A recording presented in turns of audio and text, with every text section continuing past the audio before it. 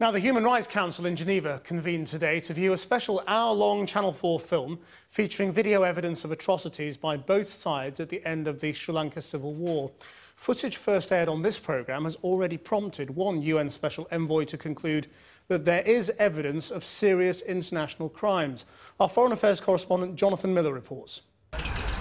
Every year, the United Nations Human Rights Council convenes in Geneva to debate some of the weightiest moral issues of our times.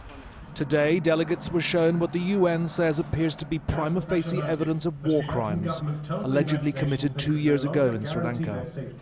The notorious killing field video is never seen before, raw and uncut. In this sequence, recorded on a mobile phone by Sri Lankan government forces, naked tiger prisoners are executed with their hands bound behind their backs.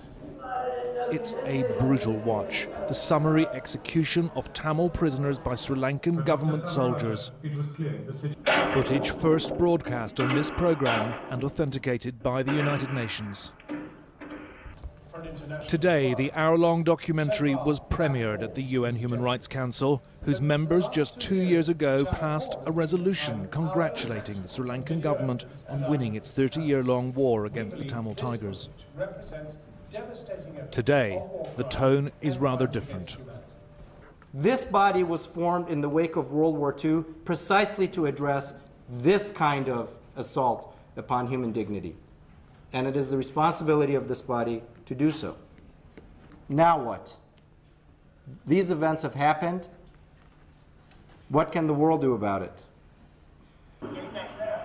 A UN panel has said this video is credible evidence of war crimes. It's now up to Ban Ki-moon to request a formal inquiry. Also watching today, a Sri Lankan government delegation. The footage has since been authenticated by the United Nations, though the Sri Lankan government still refuses to accept that. We have already made a preliminary investigation on the video, and we have scientific material to establish that this particular video has is not authentic. Excuse me, sir. Excuse me. Excuse me, sir. Is it possible for us to do this right now? Sorry, I have meeting to attend. It does look a little evasive. No, I'm not. Having failed to act at the time to prevent the murder of 40,000 Tamil civilians, the United Nations now risks another spectacular failure if it doesn't act on its own recommendations.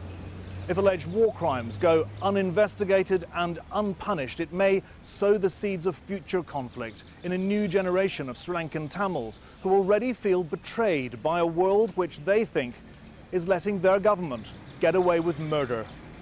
Jonathan Miller, Channel 4 News, Geneva.